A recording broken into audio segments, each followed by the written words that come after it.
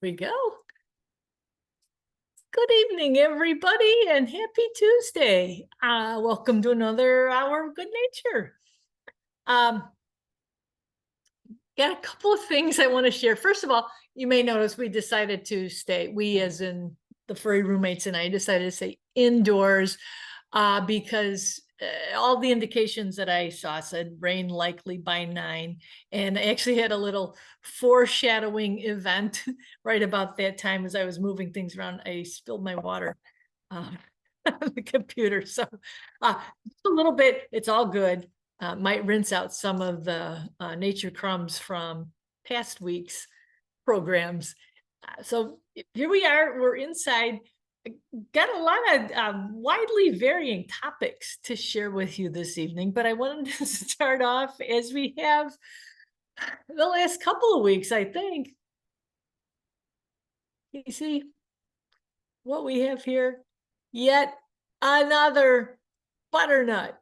And this time it was personal. So this too was found, I didn't put the map in tonight. This was found in the same area along the same fence where I found the other two, including that intact. I do intend to put in a plant pot to see if we can't get that one to start growing. But this one, oh no, I take it back. This one was not by the fence where I found the intact one. This one was in the road, just right before you get to Bakerfield Park, which is over between 6th and 5th Streets. And that's where, it's kind of the epicenter where I found a lot of these initially. There being the northernmost boundary and then my house being the southernmost boundary. But this one, so this was, let's see, this was after the storms. I was walking to work one day last week. There was still some debris, on the street, and there were, piles of branches waiting to be picked up.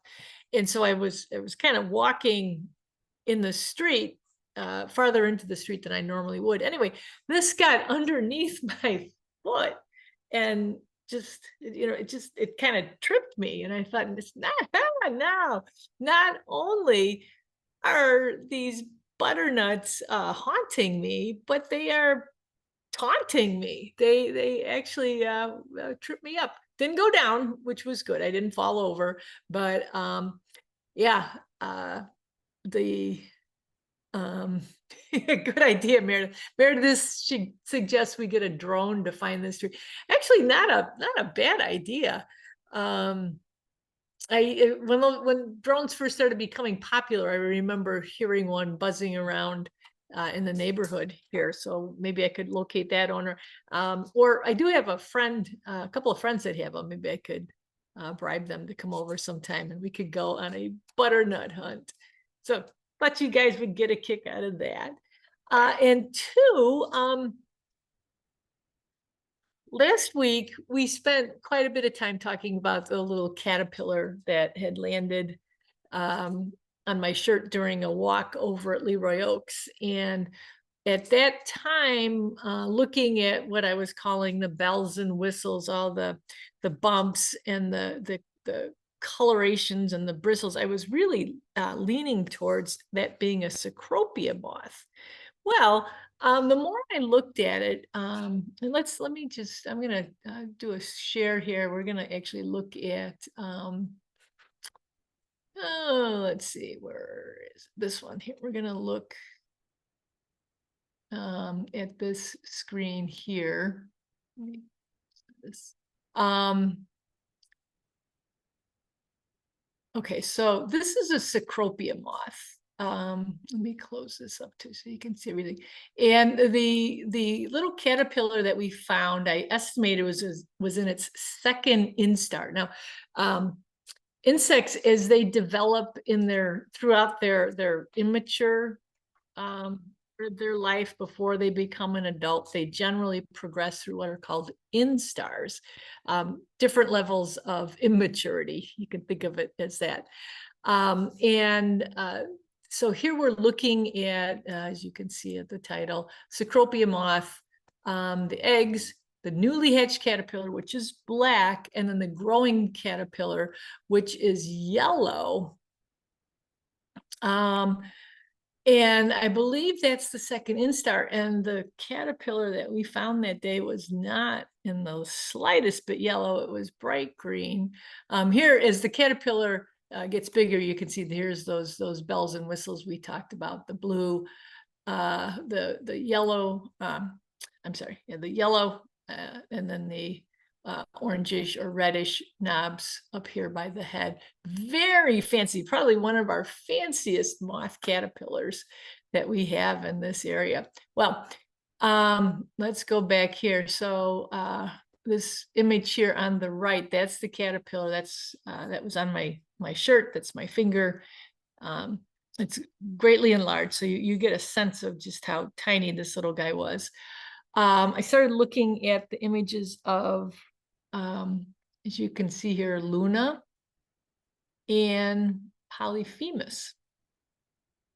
And there's some distinct similarities. And I have trouble with low system resources.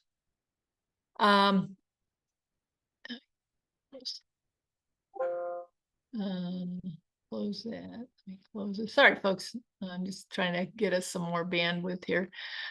So I struggle with Polyphemus and Luna caterpillars sometimes in their larger instars as well, the more progressed instars.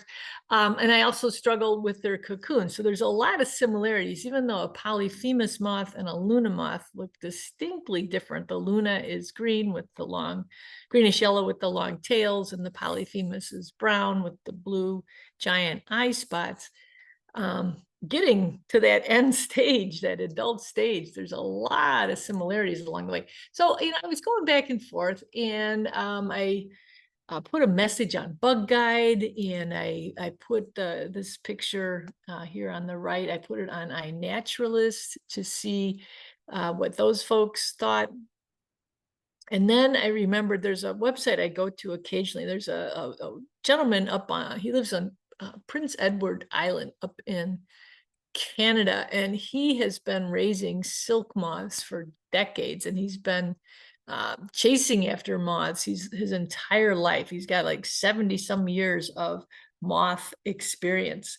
And I sent him the picture, and he said, yep, might be Luna, might be Polyphemus. You really can't tell. I didn't have the proper perspective. He said a lateral view, so showing this side here might be helpful. He said even then, sometimes it's hard to tell. So I bring this up because I led you guys to believe that we were looking at a Cecropia moth caterpillar, and we're not.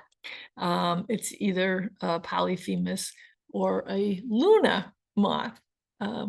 You guys probably slept just fine, not knowing it, but it was going to keep me awake until we made that clear for you. All right, so got that out of the way. Let's go from there. Let's see, I'm going to stop the share. So I've been going back, I've been talking to a lot of people actually who are saying, you know what, I am so tired of social media. I'm so tired of the Facebook nonsense, this meta AI that seems to be intruding in all aspects of your use of Facebook. And you guys know me, I'm not, the least bit savvy when it comes to things online, and social media is just one of many examples where I just don't get it. So I've been going back and forth as to why what do I get out of it? Well, there are some really cool pages to follow. And one of those I wanted to share with you. It's a little game we can play. Let's see, I'm going to start this share again. And I might have some sound later. Let's go.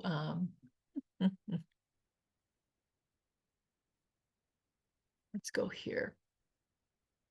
Our obligatory St. Charles Park District commercial that comes on every time we use Zoom, but we're actually here to Facebook to the Illinois INHS's Illinois Natural History Survey PACE Lab. And PACE stands for Population and Community Ecology Lab. Okay, so they're studying the different organisms that live here in Illinois. And they post a lot of interesting things, studies that are ongoing.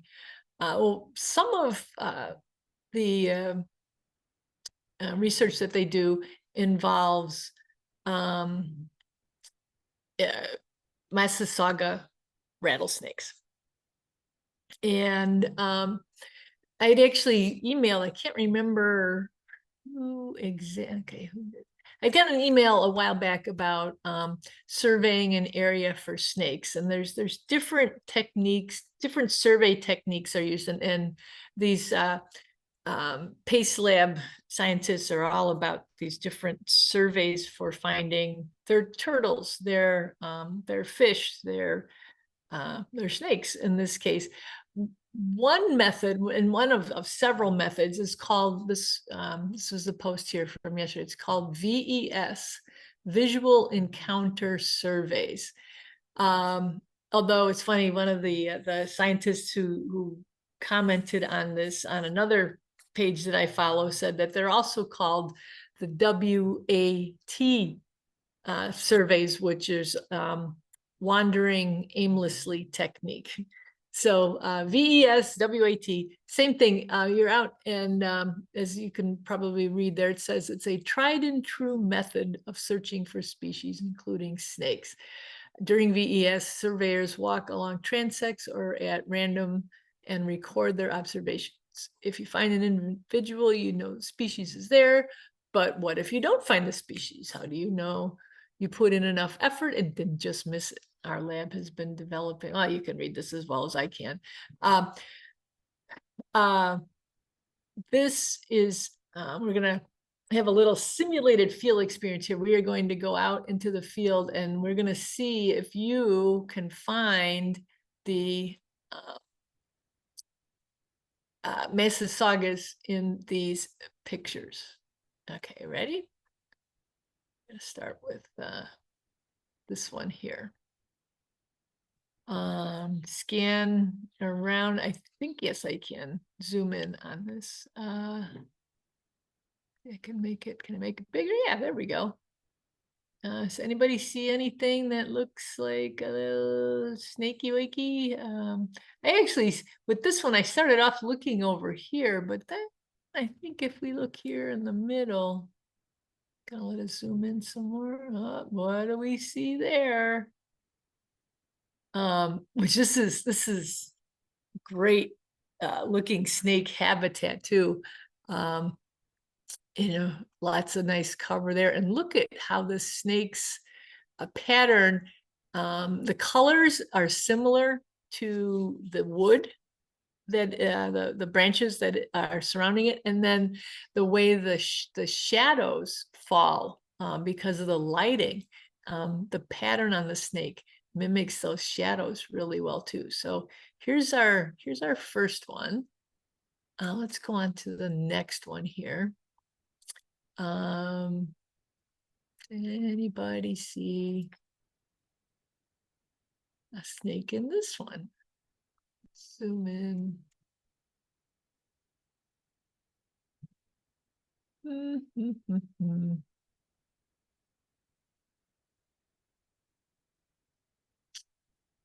See something over here? I think we can zoom in a little bit more. Oh, what do we see here? Right there. How many of you are going to go back to grad school so you can do visual encounter surveys? Let's try another one. All right, let me zoom out here. So here we have green, a lot of lush green growth, very unlike the color of the Eastern Massasauga rattlesnake. However, look at this duff that's underneath here. Massasaugas are grayish and brownish. And where's our snake here?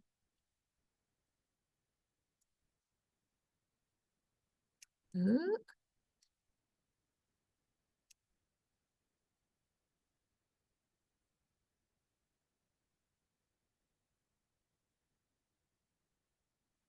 I don't think we can zoom in anymore. This reminds me of when my mom would send me, to get something from, say, the basement. And I would go down and I would say, Mom, I can't find it.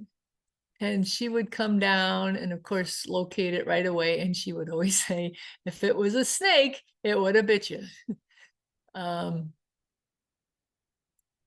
Hey, it's funny. I looked at this earlier and I thought I saw the snake, but I'm drawing a blank on it now. If you guys see it, kudos to you. I don't want to spend too much time on this one because I think there's one more here. You're looking. So again, very monochromatic scene in front of us. If we look, I believe this one is, up here. If we zoom in over here on the left, who do we have? In fact, there's the snake's head.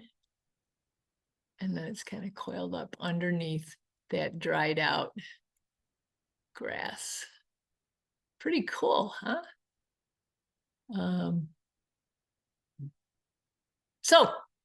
That's a look at how or what scientists have to deal with who are doing visual encounter surveys.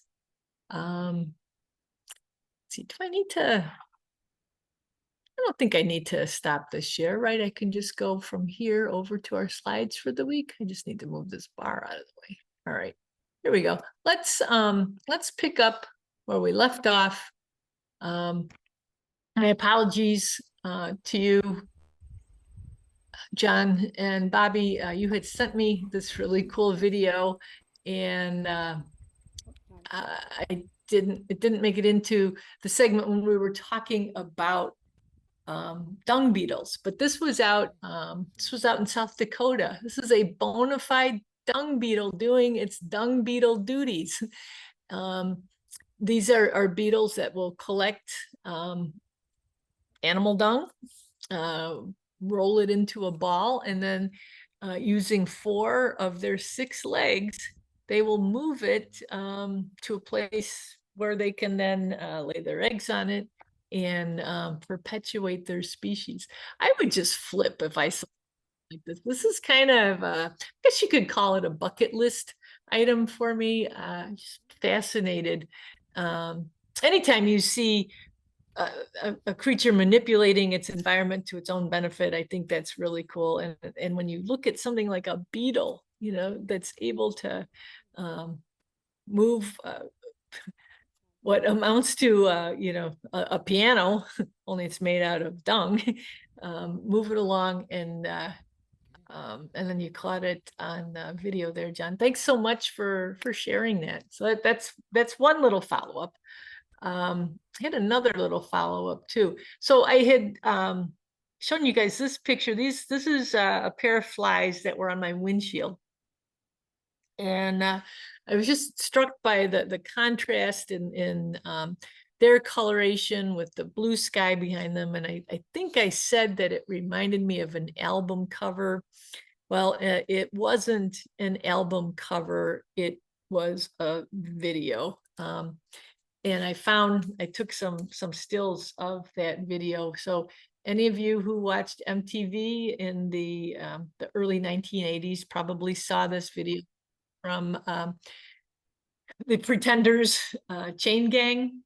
This is there's this whole sequence in the video, the music video, where these people are I guess they're jumping on a trampoline, but you see their images here against the blue sky. I thought I had one. No, I guess I just put one, and there is one of 2 people They're not engaged as the flies are engaged, but you get the idea. I just thought it was kind of fun, and I wanted to make it clear in case you wanted to watch the video yourself, or in case you find some flies on your windshield with the sky of blue behind them. All right. So I mentioned, we had a lot of debris on the streets from the storms that pushed through here. About this is about maybe 2 blocks from the house here. There's a just really magnificent sycamore tree in the front yard of a house. It is so tall and straight and strong, and it lost some small branches, but it didn't lose anything big, and the owners of that house had raked things up. I wanted to show you this. I just love the pattern on a sycamore. Let's see here. Sycamore tree, the bark itself, sometimes it peels off. In fact, sometimes people look at sycamores and they think, oh, it looks sick. It looks like it's shedding. They generally, in the springtime, they're slow to leaf out, and when they first leaf out, they look kind of sickly too. But then they get their big pointed leaves. The leaf it looks kind of like a maple leaf on steroids. But this is a very typical bark on the branches of the sycamore. And it's a great example of how you don't really need much else to be able to make the identification of this tree part. You don't need to see the leaves. You don't need to look at the branching structure or anything. This bark is that distinctive. So these aren't shadows, these aren't stains, these aren't spots. This is just how the wood and the bark appear on the tree. And then this, and gee, yeah, I don't know. That's okay. I thought it was going to just keep buffering. So this is our rat snake, Randy. And he went on a little field trip. Last Thursday, we were invited to visit the nature campers that were attending the reptile and amphibian camp run by the Forest Preserve District. This was out at Johnson's Mound. This is in the grass near the shelter, the lower shelter, the one that's by the parking lot where you first come in, not the older shelter up at the top of the mound. But Randy, they weren't really all right. They weren't fussy about which kind of snake. And so I asked Rachel, our herper at the nature center, who might be best suited for travel that day. And it turns out it was Randy. So Randy is I'm not sure if he's a black rat snake or if he's a gray rat snake, because frankly, the whole rat snake taxonomy these days it's much different from when I first started learning about them. But Randy is the genus that our North American rat snakes now belong to. Used to be Elafi, and now it is Pantherophis. And he's about 6 feet. You can't really tell that here. I had made several videos of him slithering through the grass. I chose this one because it's the shortest one, and it shows his constant flicking of his tongue. One of the things we talked about with the nature campers that day is how snakes, and I'm sure you all are aware of this, snakes have 2 points on the end of their tongue. Some people refer to that as a forked tongue. Well, those 2 points at the end of his tongue connect up to the roof of his mouth. There's an area, it's called the Jacobson's organ, and what it does is it the tongue and the roof of the mouth work together to let the snake know what's around. Is there anything here that it can eat? And is there anything here that's going to eat it? It wants to know, is it safe? And is there perhaps a prey opportunity coming up? So, he's checking things out. And that forked tongue, those the 2 points on the tongue actually help him to interpret smells or information from his surroundings in stereo as he pulls that tongue into his mouth. If there's something, if there's a particle, a molecule that's on the left part of his tongue but not the right part of his tongue, he'll know that he needs to move in a more lefterly direction. But and we look at him and I think we all know, snakes stick their tongue out to interpret, what is in their surroundings. But that the 2 points on the end of the tongue do have a purpose. And so he was just taking it all in. I would imagine this area gets traversed by a lot of rodents, being close to the picnic shelter, whether it's chipmunks or voles or whatever. So he was having a good old time. Now, we're going to switch now. This is actually taken a few years ago of Randy in the nature center. This was feeding day. This was one of the weeks when we were feeding our larger snakes frozen and thawed chicks. In fact, I believe it was this photo that ran with a column that I had written about the snake jaw and how maybe you've heard a snake can unhinge its jaw as it feeds it. It doesn't really unhinge, but it does have extra bones up here. There's 3 extra bones that allow the jaw to open up quite wide, much wider than our human jaws can.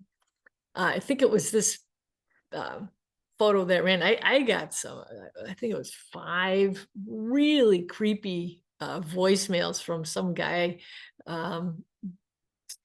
He named the Joliet newspaper where he had written it, and he was saying how crazy I was. There was something wrong with me. I was a sick individual. Who would want to write about snakes? Who would want to read about snakes? What's this world coming to? I get it. They're not for everybody, but I thought this was such a cool picture. And let's just zoom in a little bit here. What I wanted to point out is Randy's scales. So he's a either black or gray rat snake. They do live in Illinois. They are not known to be in this area. They're the scales that cover a rat snake's body are called weakly keeled. So a keel, we've talked about in the past, the keel is a ridge that appears on the scales of the snake, and you can just kind of faintly see them here and down. They're even harder to see over here, but it's just a faint ridge that appears on the scales, each scale on a rat snake's body. Now, let's contrast this with that snake we saw last week. So this was at Campton Forest Preserve. This was something spotted by our friend Valerie, and you don't have to look very hard to see the keel or the line, the ridge that is on each one of these scales. This is a very strongly keeled snake. So even though at a quick glance, it looks like it, must be a black rat snake or a gray rat snake because it's all dark. It's got those strong keels on its scales, which then tells us that it's not a rat snake at all. It is most likely a garter snake that has a lot of melanin, so it's not showing its usual garter snake colors. But I just thought, since we had the video footage of Randy and these nice pictures, we would just do another. Can't have too much talk about snakes, right? One more thing. So this is an excerpt from It's actually in the notes appendix at the back of this book. It was written several years ago by Joel Greenberg. He's one of our local chroniclers of natural history here in the Chicago region. And in fact, that I believe is the title of the book, A Natural History of the Chicago Region. And we've been talking at the Nature Center the other day about whether there would ever be a chance of seeing a Massasauga rattlesnake in this area, in King County, specifically Hickory Knolls. We do occasionally see fox snakes there. Fox snakes are another type of rat snake. They're non-venomous, and they have a pattern, a light brown background color and then dark brown splotches down their body. So they can sort of resemble a venomous Massasauga, but their body, they're longer, they're not quite as heavy bodied. They're longer, like they tend to be about 4 feet, and a Massasauga is usually shorter than that. But then a fox snake's body is a little leaner. Anyway, this was one of the sources that Joel Greenberg cited in his book that said that near the Fox River in King County, the animals are not plenty. Men told me that they had passed a whole year without seeing one. Now, in the chapter in his book where he's talking about Massasaugas, he does cite different areas in Cook County and Will County where the snakes were plentiful. And in fact, there were some areas where farms that had hogs. The hogs would go after and kill the snakes. And there were in those areas, there were actually bounties too for people to kill the snakes. Because back then we just didn't quite appreciate biodiversity the way we do today. And they also didn't have the antivenom that we have today to counteract the effects of a venomous bite. So when we talk about Eastern Massasaugas, which by the way, there really aren't very many left here in Illinois at all. They are all 4 of the Illinois venomous snakes, the Massasauga, the timber rattler, the copperhead, and the cottonmouth. All 4 of them are considered endangered species in Illinois, not federally endangered, but state endangered. And the most the largest population is downstate from here. So not only do we not have Massasaugas now, we didn't even have that many at the time of settlement, going on getting close to 200 years ago now. So just to make that perfectly clear. And since we're talking about snakes that eat rodents, this caught my eye. This is why I was late for a meeting this past week. So this is a little skeleton that was in front of the Nature Center. It's missing its head, but you can see the spinal column here. And then if we look at this short but hairy tail, I'm pretty sure we're looking at the remains of a vole. Now, what happened to the vole? Did something try to eat it? I don't know. Something did flip it over because it looks like down here is its first imprint. I was very tempted to harvest these vertebrae, but again, I was late for a meeting, so I didn't. But vertebrae make those can make really interesting earrings, as can these ribs too. It's probably still there if anybody wants to go grab it. Right, let's see, what else did we see this past week? Oh, so this, boy, we're on a couple of tragic photos here. So skeleton was, something didn't go right for that vole. Here, something didn't go right for this honeybee. So this little girl was in the van with me as I was arriving at a program destination last week. And I don't know what it stung. It didn't sting me. but it's clearly, this is what happens when, and I should say this is a purely honeybee phenomenon. Other bees can sting repeatedly, and wasps can sting repeatedly because their stingers are smooth. So they can jab it and retract it and jab it and retract it. But a honeybee, the workers of a honeybee colony have stingers that are barbed. So they jab it and it sticks in whatever it was that they just stung. And then when they fly away, the stinger stays in whatever it was just, whatever was just stung. And the bees hind quarters just get ripped out. This is all honeybee guts here. She was not long for this world. She was struggling when I found her on the seat there. I snapped a couple of photos, and then I put her on a tissue so she could pass quietly. But it was, maybe you've heard, if you get stung by a honeybee, you can use a fingernail or a credit card edge or something to get that stinger out. You want to do that because the venom sacs that are delivering venom through the stinger, they're going to continue to add venom until you get that stinger out of your skin. But I've seen pictures of stuff like this, but I never actually experienced it. Usually when I've gotten stung, the bee flies away and I don't get to see the after effects. Again, it's a puzzle. I don't know if this particular bee stung like the seat. I don't know. I really don't know what happened, but it was pretty cool, and I thought you guys might want to see it too.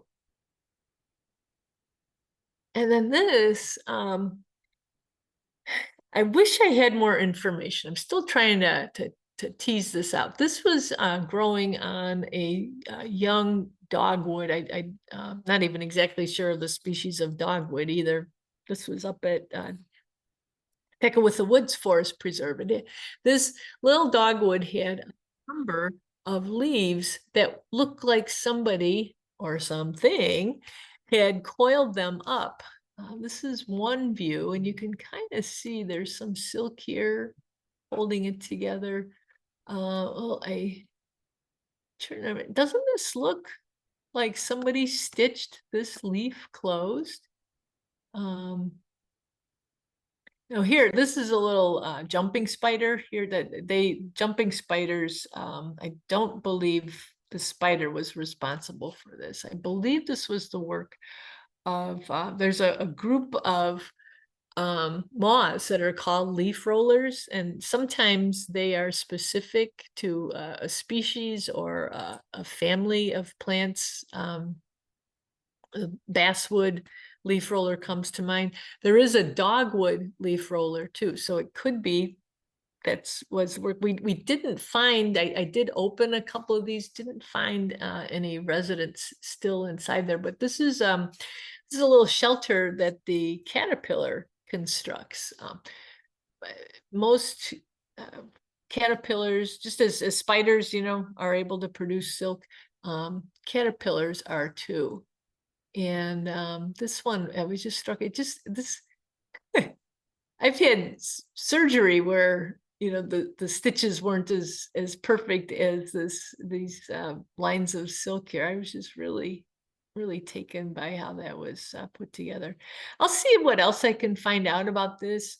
And if I find out it is the spider's work, I will certainly let you know about that too. But I think this was the work of the caterpillar of a leaf rolling moth.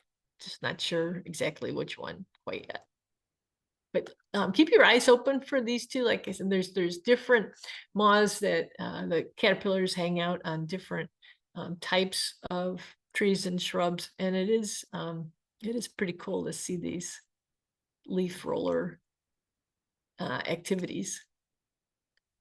So this little creature was kind of a surprise, and from what the staff at the Nature Center said, pretty much trashed the original exhibit idea, but then turned out to be a cool exhibit of its own. You might recognize this. This is a nymph of a dragonfly. I believe it's a type of darner, which are our largest dragonflies. I did not put my lip balm in the water, but this dragonfly nymph was at least an inch long, maybe a little bit bigger than that. And I was struck. So it's in a few inches of water. This is an aquarium in the lobby. It was going to be a temporary exhibit displaying toad tadpoles. And whoever scooped the water and bringing the tadpoles inside for observation also scooped up a dragonfly nymph. So this little one has progressed nicely through a couple of instars while it's been there on display. Now the tadpoles are all gone, but not to worry. It's feeding on mealworms and other insects that they're dropping into the water. So this is what a baby dragonfly looks like. Look at these big eyes. Even at this stage, they are sight hunters, very quick. They grab, they actually have they call it the protrusible jaw that comes shooting out. It's got spines on it that grab whatever the prey item might be. They make quick work of it. Back here at the hind end, this is where it breathes from. There's gills inside the back end, and the insect will pull water in over those gills, extract the oxygen, push the water out. If they need to get away quickly, they can jet propel themselves by increasing the velocity of that expelled water. Super cool little creatures. May have mentioned this before, that protrusible jaw was the inspiration for the alien in the movie Alien. There's actually a whole website that dissects how the dragonfly's jaw works and how Hollywood was able to adapt that to those gruesome scenes in the space sci-fi thriller Alien. Now, it's a dragonfly, kind of weak. This is a dragonfly that we came upon also at Tekawitha Woods. When we first saw it, it wasn't hanging. This is where we moved it to. We moved it up onto this grapevine, but I wanted to see, and it actually didn't turn out that well. I wanted you to see the giant eye of the adult too, because dragonflies that are flying around also hunt by sight. But this is how big this creature was. This is not a green darner, which the green darner is our most common dragonfly. Well, is it the most common? Certainly one of the largest. But the darners as a group, there's a few. I'm not 100% sure on this. In fact, we could try this. Maybe you're familiar, if you're an Android user, you might be familiar with Google Images. If we do this now, it might be able to give us an ID, or it might just give us an idea of an ID. Shadow darner is what it's suggesting. The problem with these suggestions is, if you don't know the identification traits that make the ID down to species, you know, you can look at the picture and go, oh yeah, that looks just like it. But there might be something that we don't know about. It might have to do with the markings on the thorax that you can't see here, or how the tail comes together, or the vein pattern on the wings. There's a lot of things that come into play. Going to online references like Bug Guide can be very helpful. Bugguide.net. If you take what the image search suggests. Sometimes then you can find information about ID traits and narrow it down from there. We're just gonna go with Darner for now. I'm not sure. So when we first found it, it was on, you can see the pavement here. This is the pavement of the bike trail that goes alongside of Teckwitha Woods. And I'm gonna guess that maybe it got grazed by a bicycle or something. It wasn't squished, but it also wasn't moving real great. That you can see the ends of the wings here are blurry. It was vibrating its wings rapidly while we were holding it.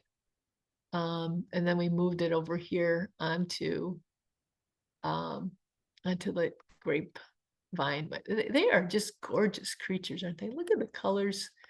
These green markings here on the thorax. Again, here we can see the big eyes, and then the pattern down the back, and the wonderfully fine veination here on the wings. Whatever kind of darner it is, it was super cool, and we all felt privileged to be able to see it up close like that. Oh, I forgot I put these guys in here. This was a quick little story. Sunday night, it was about 9:15, and I got a text from a good friend of mine. And she wanted to know if there's any chance that Primrose Farms goats had gotten loose, because there were 3 goats on her parents' patio. Her folks live up across the street from Primrose. So I texted our supervisor, and he said he'd come out. And I said, well, you know what? I'm a lot closer. I'll go check it out now just to see. So as he's driving in from where he lives, my friend came and picked me up, and we headed up there. Sure enough, 1, 2, 3 goats. Here you'll see red. There were actually, when we got there were 2 King County Sheriff's deputies who had showed up as well. And they, one of them was a canine unit, so they had leashes in the car. So they put leashes. The goats actually had collars on, but they were just the cutest things.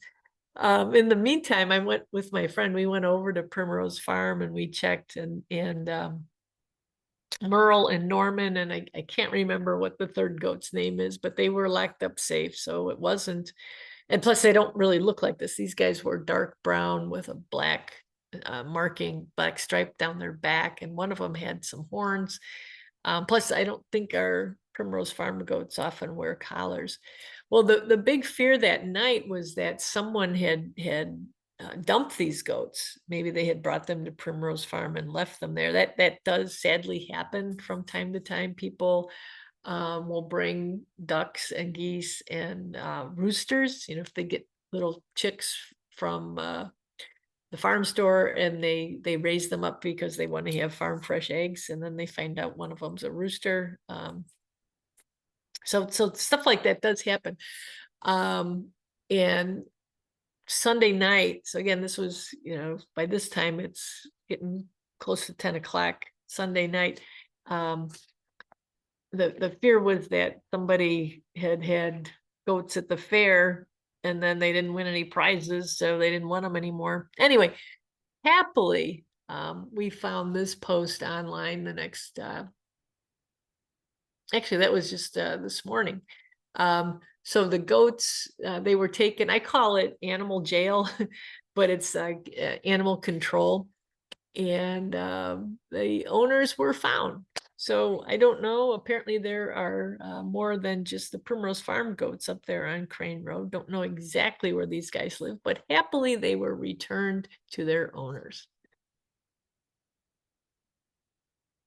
And to wrap up, we've certainly had our fair share of rain these last week or so. Most of it, you know, somewhat unexpected.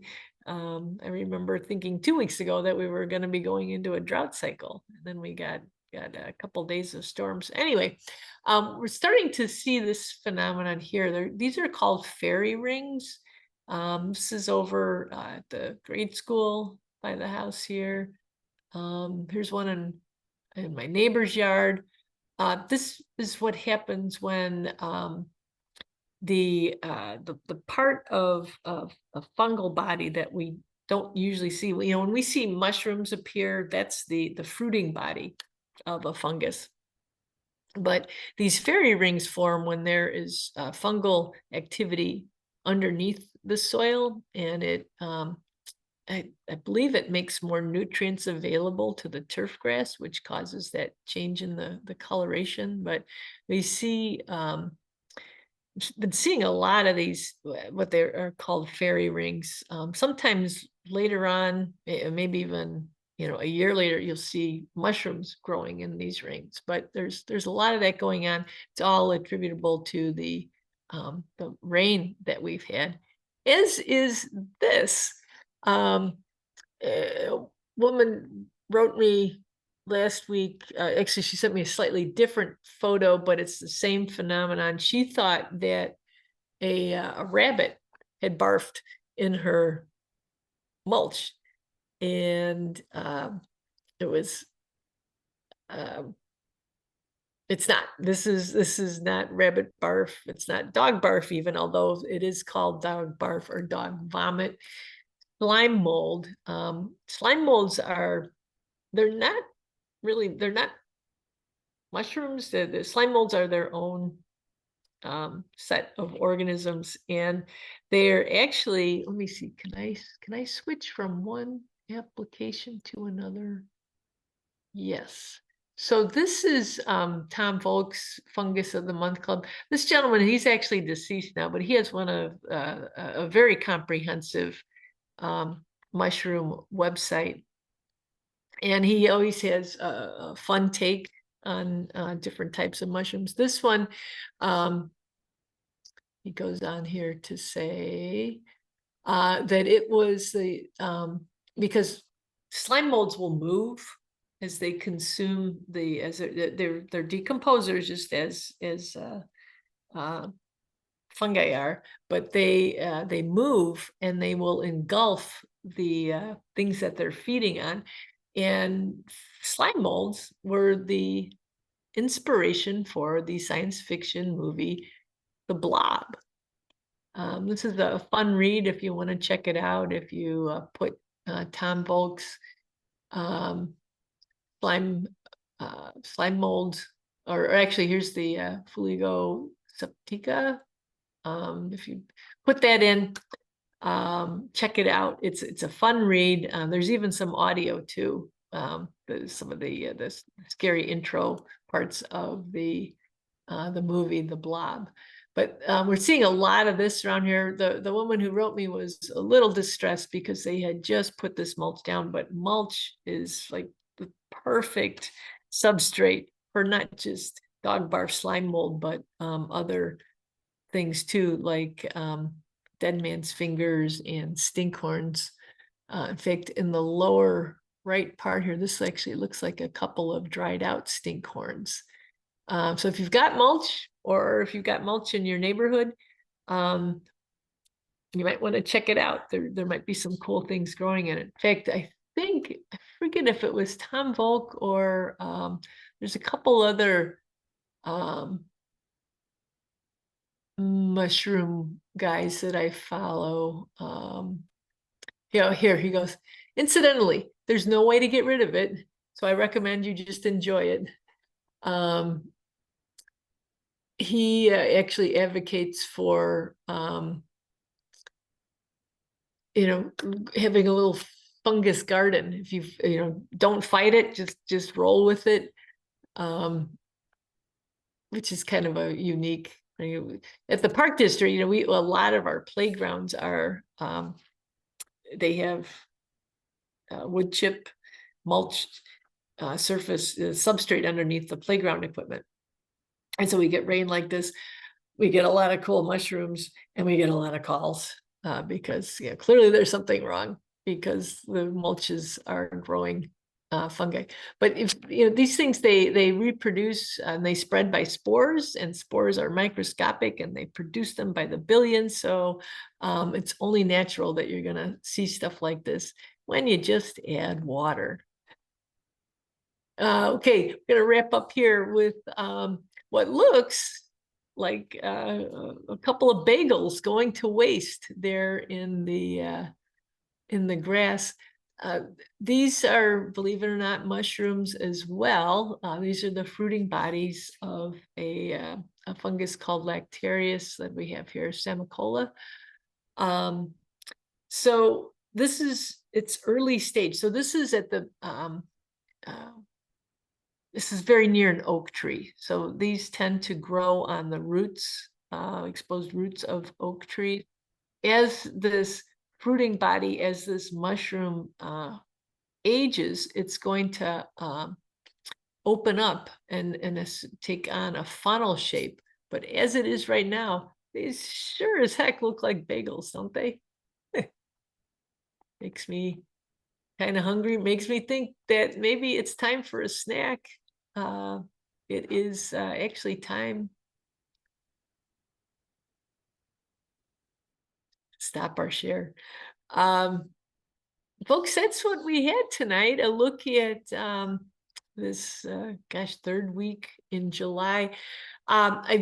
Before we sign off for tonight, I did want to say that we are off next week. So there's no good nature for that last Tuesday in July. I'll check with our marketing team too. We might need to add some more dates into the sign up so we can keep good nature rolling on the rest of August and September. Want to say that so we will reconvene, and whatever that first Tuesday is that the 6th in August? Whatever it is, yeah, you guys get a week off next week. So happy vacation from having to listen to this look at our natural world. It's time to call it quits for tonight, folks. I appreciate your time. Appreciate you listening. Always sending your observations as you do. Have a wonderful couple of weeks, and I'll see you back in August. Thanks, Thank everybody. you, Pam. Thank you, Pam. Thanks, Pam. Bye, Pam. Good night. Night. Yeah.